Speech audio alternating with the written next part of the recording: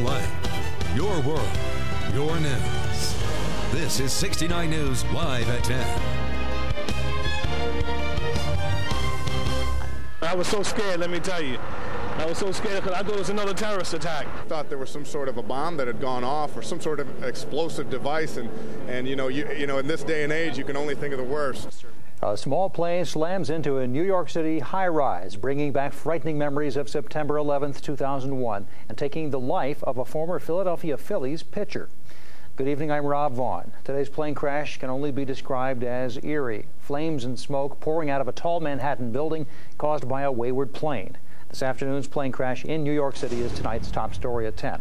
The small plane took off from an airport in Teterboro, New Jersey around 2:30 and crashed 15 minutes later into this luxury high-rise by the East River in Manhattan, killing 2 people. One of those killed was Yankees pitcher and former Philly Corey Lidle. We'll have more on Lidle's life and career in just a few moments. The accident itself brought back memories of a day exactly 5 years and 1 month ago, 9/11. This time, Homeland Security says it looks like a terrible accident, not terrorism. We still have no evidence to suggest that this is connected to an act of terrorism. It appears to be, at this point, again, based upon the evidence that we're aware of, a very tragic aviation incident. Mayor Michael Bloomberg is confirming tonight that 2 people aboard the plane died. Their bodies found on the street 30 stories below the impact point. We discovered about 2 hours after the crash that former Phillies pitcher Corey Lidle was on that plane and presumed dead. We're told Lidle loved to fly. These pictures are from earlier this year. Lidle got his pilot's license during the last off-season. Lidle had assured reporters in recent weeks that flying was safe and that the Yankees had no reason to worry. This despite the fact that the organization was traumatized back in 1979 when catcher Thurman Munson was killed piloting his plane. We have team coverage tonight on the former Phillies' death. WFMZ's Brittany Westbrook has fan reaction, and Dave Lesko is here with more on the career of Corey Lidle in baseball. We turn first to Dave. Thanks, Rob. Corey Lidle spent 2 years as a member of the Phillies organization. He had the distinction of starting the first regular season game at Citizens Bank Park in 2004 as a member of the Cincinnati Reds. He was traded to the Phils later that year. The 34-year-old began his Major League Baseball career in 1997 with the New York Mets. He pitched for 7 teams in his 9-year career, compiling an 82-72 record. With the Phils, Lidle was 26-20. He was 8-7 this season before being traded along with Bobby Abreu to the Yankees on July 30th. With the Bombers, Lidle went 4-3 in 9 starts. In a September 9th New York Times article, ironically, Lidle discussed the safety issues regarding the plane, saying, quote, "The whole plane has a parachute on it. 99% of pilots that go up never have engine failure, and the 1% that do usually land it. But if you're up in the air and something goes wrong, you pull that parachute and the whole plane goes down slowly." Unfortunately, that did not occur. Corey Lidle leaves a wife, Melanie, and a 6-year-old son, Christopher. Rob? All right, Dave, thank you. We'll see Dave later in sports tonight. Baseball fans and others across our area are watching the developments tonight. Their hearts going out to the Lidle family. WFMZ's Brittany Westbrook joins us live in the newsroom with more on that. Brittany?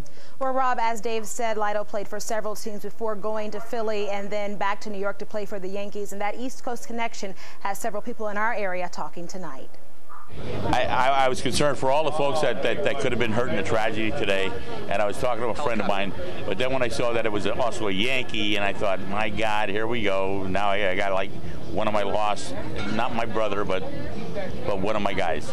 It's the topic of many conversations at Oliver Shakewell's in Allentown as customers watch and discuss the plane crash that killed baseball pitcher Corey Lidle. And your first initial thoughts were? Shocked, surprised. Butch Nonamaker has been a Yankees fan since 1965 and is also a retired fire captain. He says the images are like deja vu, taking him back not only to the 9/11 attacks, but also the death of Yankees catcher Thurman Munson back in 1979. Actually, I worked in a mine down at the time, and I was coming up from the mine shaft when we heard about Thurman Munson dying that day. And again, I was a Yankees fan, and we heard that he was killed in a plane crash. Absolutely took me right back to that day. I know that some of his teammates were kind of trying to talk him out of it because of it. While many won't completely understand his desire to fly, even those who didn't follow Lidle's career are sympathetic. I felt very bad for him and his family. But it was something he just really, had a passion for.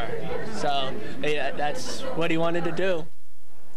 And many people arriving right back at that conclusion tonight, Rob, as they wait to hear what investigators find in the debris. We're live here in the newsroom. Brittany Westbrook, 69 News. Back to you.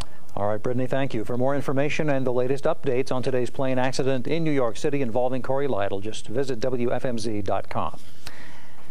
In other news tonight, Allentown police held a crime prevention seminar this evening at Muhlenberg College. The goal is to help business owners, residents, and property owners decrease their risk of vulnerability to robberies and other crimes of opportunity. It's a wonderful thing. I suggest that they have the next one, that more people should get involved. And if everybody would help each other, people would watch one another, the neighbors should watch one another, I think maybe we can take a bite out of it. Tonight's session is the first in a series of crime prevention seminars to be offered by the Allentown Police. The United States says it will formally introduce a new draft UN Security Council resolution on North Korea tomorrow. The U.S. ambassador is expressing hope it would then be adopted by Friday. Meantime, UN Secretary General Kofi Annan is urging the U.S. to hold one-on-one talks with North Korea, and he's calling on the communist country not to escalate what he calls an extremely difficult situation. Meantime, it was a nightmare come to life at Lehigh Valley International Airport today, but we should be quick to point out it was only a drill. Hundreds of emergency personnel responded to reports of a nerve agent that exploded on a plane. Participants in the drill today will sit down now and re-examine their strengths and weaknesses. They'll do that next week. They're required to have these kinds of terrorism exercises once every 3 years. A nasty wreck involving a dump truck and a car has killed one person in Lehigh County. It happened just before 9 this morning here at the intersection of Walbert Avenue and North Cedar Crest Boulevard. 2 people were in the car. The female passenger died at the scene, and the male driver was taken to the hospital. The victim has been identified as 74-year-old Betty Hine of Catasauqua. The intersection was closed for about 4 hours while crews cleared up the scene. Much more to come tonight on the News at 10. It's a rare form of breast cancer that many women have never heard of. We'll tell you all about it, plus the latest on the death of former Philly Corey Lytle. That's also ahead tonight. And Ed is working on our forecast. Ed? Well, thanks. Some of you in New Jersey have seen some heavy downpours. The rest of us have seen some showers. Where are we headed the rest of your overnight? Your details coming up.